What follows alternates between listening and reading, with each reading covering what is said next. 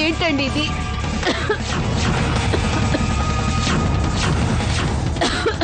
అమ్మా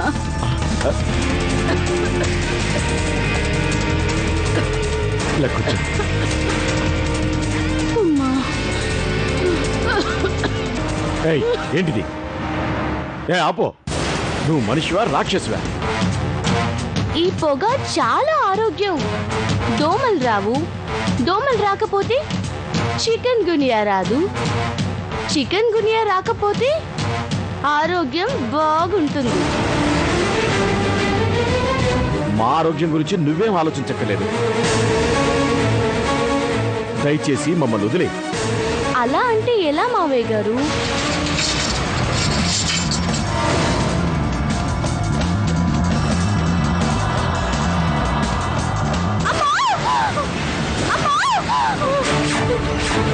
కావేరి, కావేరి, నెమ్మదిగా.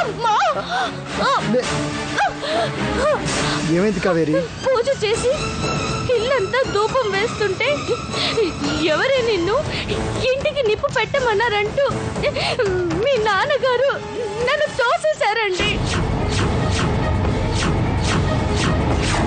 అమ్మా నాన్నా, రాజా, అదంతా రాను రాను మీరు మనిషి అన్న సంగతే మర్చిపోతున్నారు. రాక్షసుడిలా ప్రవర్తిస్తున్నారు.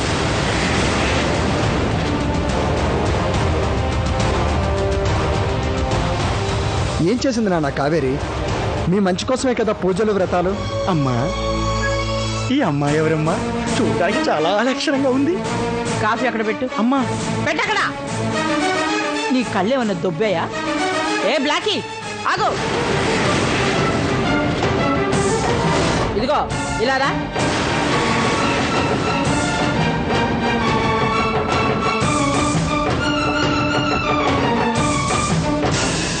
ఇందులోంచి నీకు నచ్చిన చక్కటి అమ్మాయి ఫోటో తీ. నిన్నే మంచి ఫోటో తీ.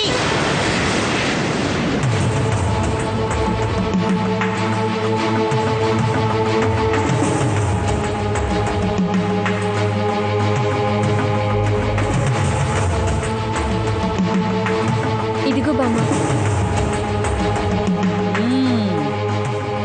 బాగుందే. తెల్లమ్మాయిని సెలెక్ట్ చేశావు. నువ్వు నల్లగా ఉన్నా తెల్లగా ఉన్న వాళ్ళనే ఇష్టపడుతున్నావే. మరి తెల్లగా ఉన్న నేను, తెల్లగా ఉన్న అమ్మాయే ఈ ఇంటి కోడలు కావాలి అనుకోవడం తప్ప?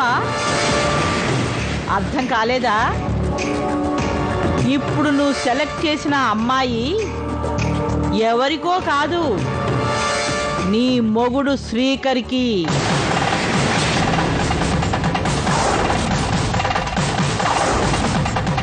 నా మనవడికి రెండో పెళ్లి చేస్తున్నాను. అయ్యో అయ్యో అయ్యో, ఏంటమ్మా ఇది?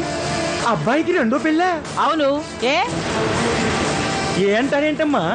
రెండో పెళ్ళంటే శాస్త్రాలు ఒప్పుకోకపోయినా లాగించేయచ్చు, కానీ చట్టం ఒప్పుకోవాలి కదమ్మా.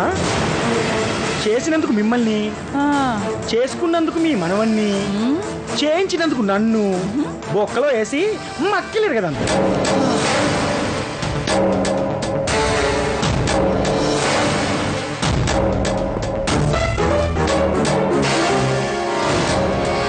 ఇప్పుడు ఒప్పుకుంటుందా నీ శాస్త్రం, నీ చట్టం? చట్టానిదే ఉందమ్మా వంకాయ. మనం ఏమన్నా రెండో పెళ్లి చేస్తున్నామని పేపర్లో వేస్తున్నామా? ఇక శాస్త్రాలు అంటారా? అవి రాస్తే పుడతాయి, చింపితే చినిగిపోతాయి.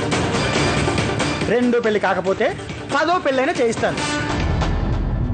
అర్చన, కష్టాలొస్తే బాధపడ్డం కాదు, పరిష్కారం వెతుక్కోవాలి. అసలు నీకెందుకిన్ని కష్టాలు వస్తున్నాయో, ఇలా బాధలన్నీ నిన్ను ఎందుకు చుట్టుముడుతున్నాయో తెలియాలంటే నువ్వోసారి జగదాంబ సిద్ధాంతి గారిని కలు. ఆయన జరిగింది, జరుగుతున్నది, జరగబోయేది అన్ని కళ్లకు కట్టినట్టు చెప్తారు.